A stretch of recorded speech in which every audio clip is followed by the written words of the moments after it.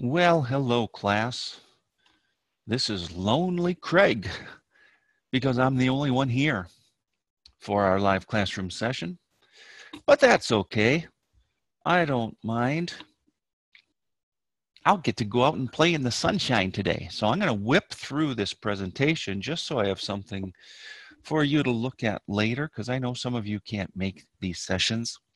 So I'm going to do it rather quickly though. I had intended to ask you about how things are going in general. I hope everything's going well. I'm not hearing anything about my math lab being difficult. Class, yes, it's difficult. You know, I hear about that, and I'm not surprised at all. It's not an easy class. Okay, well, in order to do probability, we can't forget what we learned last week about the fundamental counting principle, the FCP. We can't forget what we learned about permutations, where order matters. And we can't forget about combinations, where order does not matter. We're just looking for unique combinations. For example, ABC and BAC are two permutations, but they're the same combination. As a result, except for when we're looking at groups of one, I believe it is, I can never remember that one. Yeah, and except in that case, there's the same number. There's always more permutations than there are combinations. Okay, let's move on to probability. And we learned about two types of probability, theoretical and empirical. They're similar. And I kind of, well, I like to define empirical probability this way.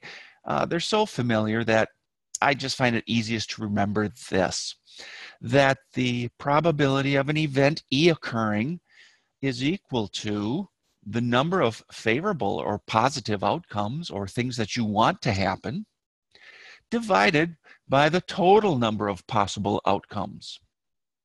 And with that, I'd launch into every single probability problem I do. For example, let's just run through a few. Here's one. A card is drawn from a full deck. Well, a full deck is 52 cards. What's the probability that it's a black face card? Well, first thing we need to know are how many black face cards are there? Well, let's see. I have a picture of a deck of cards here, and there's one on your book on page 712. Black face cards. There are, let's see, we got a Jack, Queen, and King of clubs, and a Jack, Queen, King of spades. That makes 6. 6 in deck. And let's see, how many cards in a deck? Well, there's 52. So what's the probability that we draw one card and it's a black face card? Well, how many favorable outcomes could we have? Let's see, we're drawing one card and we know that there's 6 desirable outcomes or favorable outcomes. So it's as simple as that. The number of possible outcomes, favorable outcomes, ones that meet our criteria are 6. What's the total number of outcomes? Well, it's a deck of 52 cards. There's your probability. I don't recall in your MEs if they want these as fractions or decimal numbers. You can do it whichever way. Well, you have to do what MML wants. I'm just going to leave it as fractions for today. Let's look at another one. 2 cards are drawn from a full deck. What is the probability that 2 queens will be drawn? I think you had a problem similar to this. Well, let's see. 2 cards are drawn. What's the probability of drawing 2 queens? Well, some people make the mistake and say that, well, in the numerator, the number of favorable outcomes is 2 because we're looking for 2 queens. And then the prior example, we're drawing one card and looking for a face card, black face card, and that was 6. Why isn't this one just 2? Well, here's why. Let's look at those 4 cards, those 4 queens. Aren't these wonderfully shaped cards? Let's see, this is the queen of, oh, this should be fun, hearts. The queen of, how do you draw a spade? Oh man, that was bad. There you go, perfect spade. Queen of diamonds, and what's the last one? Oops. Hearts.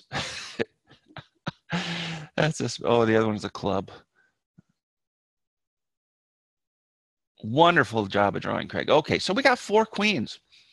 Let's see, we're going to draw 2 of them. What's the probability that 2 will be drawn? Well, how can we create favorable outcomes? Well, let's see. We could draw these 2, or we could draw these 2, or these 2, or this one and this one. We're making little groups, aren't we? How many groups are there when we have 4 objects and we're drawing 2? Well, let's see, we got to think about this. It might be a permutation, it might be a combination. If it's a permutation, the order that we draw matters. Well, when we're drawing cards and we're just looking for queens, does it matter that we get the heart before the, I don't know what that is. What was this, my club? Does it matter that the diamond comes before the club, spade, whatever these things are? No, order doesn't matter in cards. So we're looking at combinations. Well, how many ways can we draw 2 of the 4 queens? It's a combination.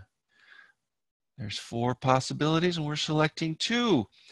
Or I guess that was our last textbook. We've been writing them this way, haven't we? Or at least Craig has. There's that many possibilities. Okay, so we know what our numerator is. The number of favorable outcomes, the number of ways we can draw 2 of the 4 is 4 combination 2.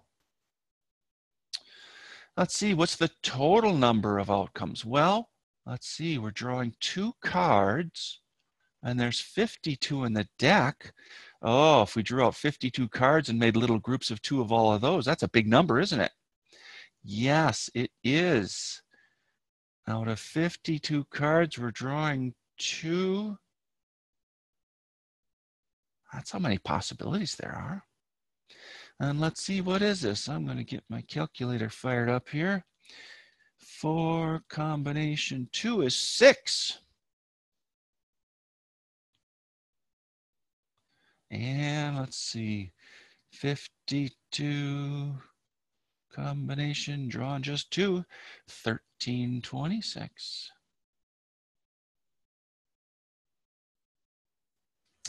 That's how many possibilities there are.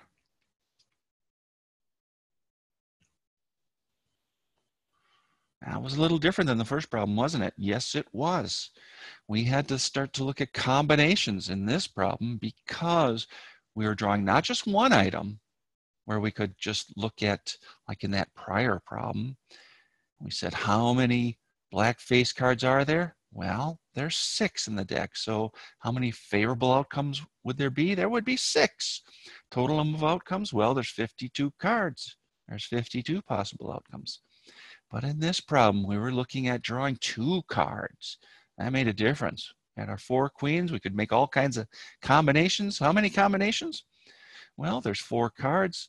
There's 6 ways we could select 2. Let's see, I did 1, 2, 3, 4, 5, 6. Yep, 6 combinations of drawing 2 of those 4 cards. Okay, let's move on. I like these card problems. 4 cards are drawn from a full deck. What's the probability of being dealt 3 jacks and an ace? Ah, this one's a little trickier. Well, let's see. 4 cards are drawn. What's the probability of being dealt 3 jacks? Well, once again, if we had 3 jacks,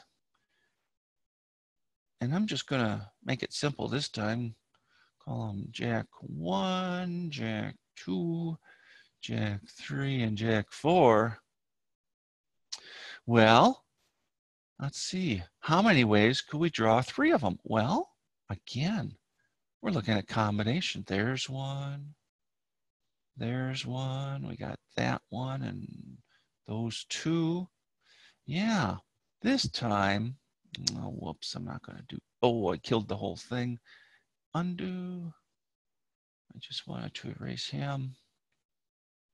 Okay, so this time we've got 4 items and we're selecting 3. How many is that? 4 combo 3 says there's only 4 ways to do it. Let's see, I did 1, 2, 3, and the other one must be these 2 and that one. There's our 4 ways, 1, 2, 3, 4.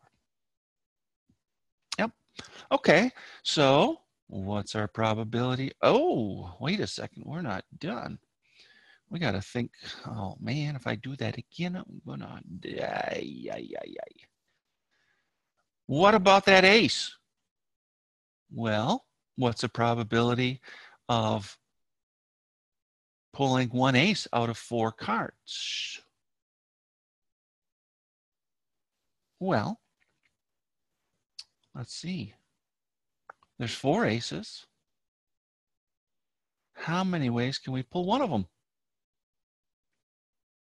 Well, that one's a simple one, isn't it? 4 combination 1 is just 4. There's 4 ways you can pull 1 card and get an ace. But now what do we do with these? Here's what we do. We multiply these 2 together. The probability of pulling 3 jacks is 4 combo 3. And the probability of that pulling that ace is 4 combo 1.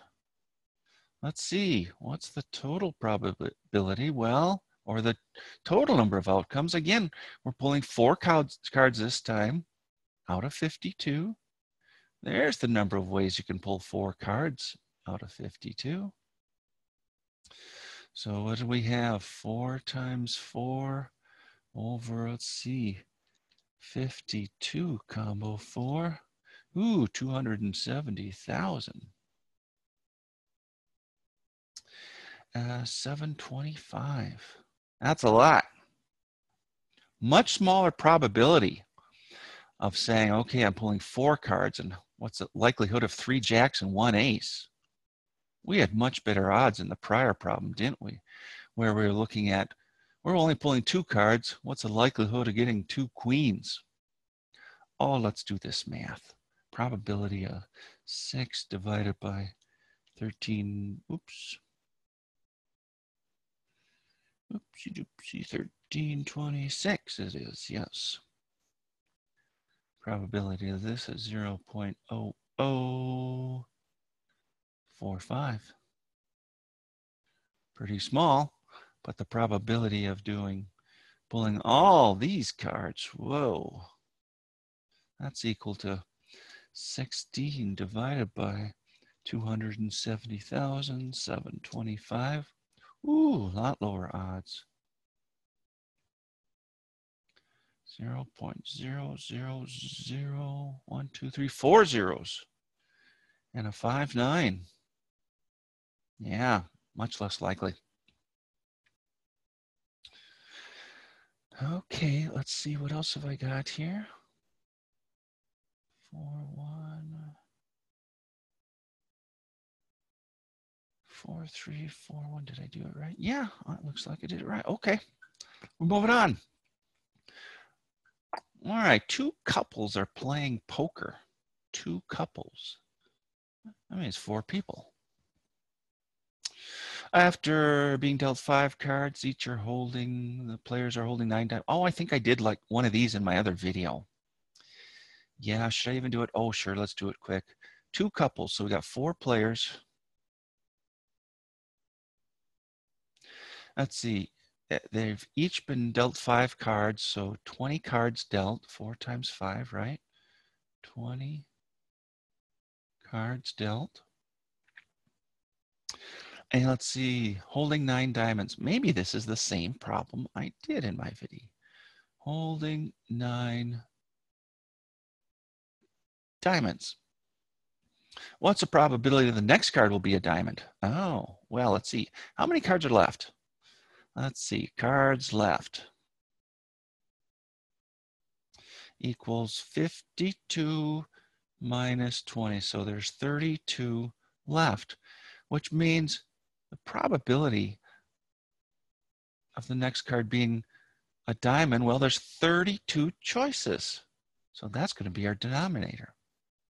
That is the total number of possibilities, right? Total number of outcomes we can have. But how many are diamonds? Well, let's see. How many diamonds in our deck? There's 13, right? Is that right? 10, 11. Yeah, 13 cards of each. Okay, so holding 9 diamonds. We got cards left. How about diamonds left? That would be 13 minus 9. There's 4 of them. So how many out of the 30 cards can be pulled? There's 4 chances of pulling a diamond. There's our probability. 4 divided by 32, that's an eighth, isn't it? Yeah, that's 0.125. All right, that was simple. Finally, this one's a little different. And by the way, I was going to get on the ball this morning and put a whole bunch more problems in here. But I screwed around outdoors and I went for a walk and I stopped here and there and oh, sorry. So if you guys need more problems done, please just let me know. Happy to do some, post them. Like I did that birthday problem. I hope that one made sense. All right, here we go. The digits 2, 3, 4, 5, and 6 are randomly arranged to form a 3-digit number. Digits are not repeated. Find the probability that the number is odd and greater than 500. Okay, so we get to use 1, 2, 3, 4, 5 digits to form a 3-digit number. So here's our 3-digit number. All right. We want a number that's odd and greater than 500. Well, if it's going to be greater than 500, actually, I'm going to change this. No, let's try it. I haven't seen one like this. Is it workable? We'll find out. Okay, to be greater than 500, we have to put a 5 or a 6 in this slot, don't we? Either a 5. Oh, this is confusing. No, I'm going to change it first. We'll come back and try this one. But let's say a number greater than 600. I changed the problem at the last minute here, folks. So I want to be sure I can do this. So let's say, okay, if it's greater than 600, we got to put a 6 in this spot right here, don't we? That's the only way we can have a number greater than 600. Okay, it's got to be odd. All right, so over here, I'm going to make a list of numbers that we've used. 2, 3, 4, 5, 6. We've used 6 choices. These are our choices. We've used 6, had to use it, so it's no longer usable. Let's see, to be odd, really only the last digit defines whether a number is even or odd, right? And let's see from these choices, what's it got to be for an odd? It has to be a 3 or a 5. Those are the only 2 numbers that are odd in our list. It's got to be one of those. Okay, I'm going to back up 1 second here. I'm going to take the 6 out of here.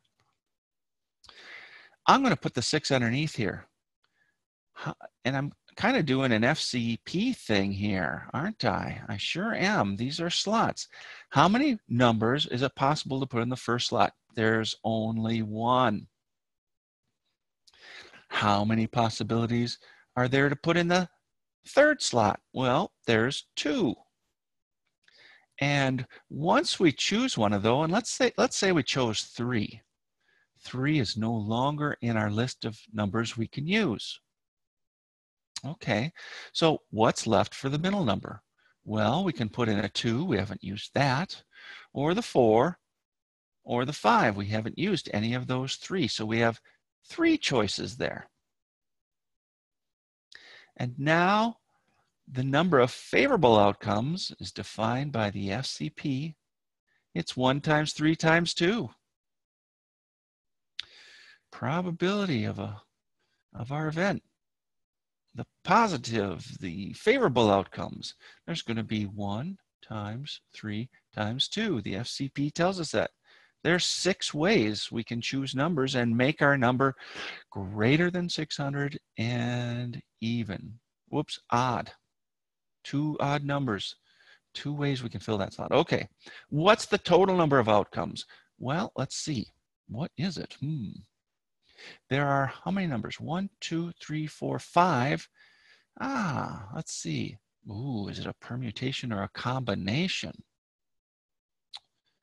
Well, let's see. No, yeah, this is a permutation. Order matters in this case because we had specific things that we had to do, right? We had to have, the number, let's say 6, 2, 3 is not the same as the number 3, 2, 6. So we're looking at permutations. How many permutations could we have made total out of 1, 2, 3, 4, 5 numbers? 5.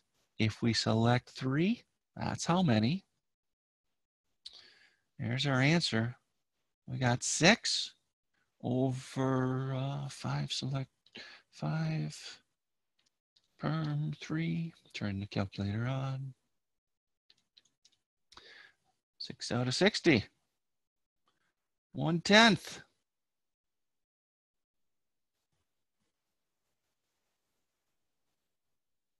There's our probability.